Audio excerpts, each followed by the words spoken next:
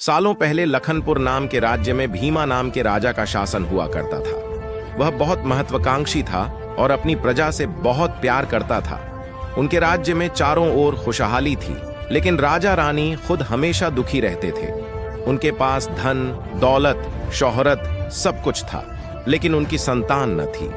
संतान पाने के लिए राजा और रानी पूजा पाठ, जप तप सब करके देख चुके थे, लेकिन कोई फायदा नहीं हुआ। एक दिन महर्षि के कहने पर राजा ने महायज्ञ कराने का फैसला किया।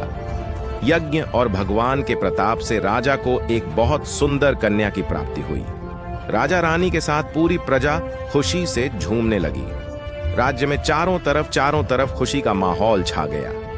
राजा ने सारे नगरवासियों को पिता बनने की खुशी में भोज पर आमंत्रित किया। धीरे धीरे समय बीतने लगा। राजकुमारी बड़ी होने लगी। वह काफी सुंदर और गुणवान थी।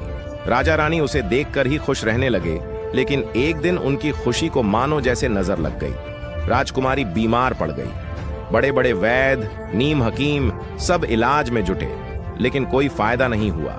दिन प्रतिदिन राजकुमारी की हालत बिगड़ती जा रही थी। राजकुमारी के ऊपर कोई दवा असर नहीं कर रही थी। राजा को लगने लगा कि एक बार वे फिर निसंतान हो जाएंगे। एक दिन दूर देश से एक वैद्य राजा के महल पहुंचा। देखने में वह अजीब सा था और उसने ठीक तरह से कपड़े भी नहीं पहने हुए थे, जिस वजह से सैनिकों ने उसे राजमहल में प्रवेश करने से रोक दिया।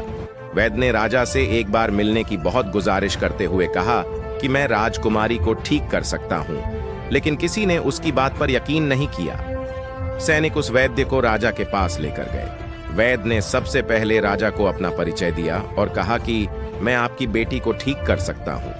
राजा उसकी बात सुनकर प्रसन्न हुआ, लेकिन उसका रहन सहन देखकर राजा ने भी उस पर यकीन नहीं किया। उधर राजकुमारी की तबीयत दिन प्रतिदिन खराब होती जा रही थी, इसलिए राजा किसी वैद्य पर यकीन नहीं कर पा रहे थे। लेकिन उस वैद्य का आत्मविश्वास देखकर राजा ने उसे एक मौका देने का फैसला किया। राजा ने वैद्य को बोला कि अगर राजकुमारी ठीक नहीं हुई तो अंजाम भुगतने के लिए तैयार रहना।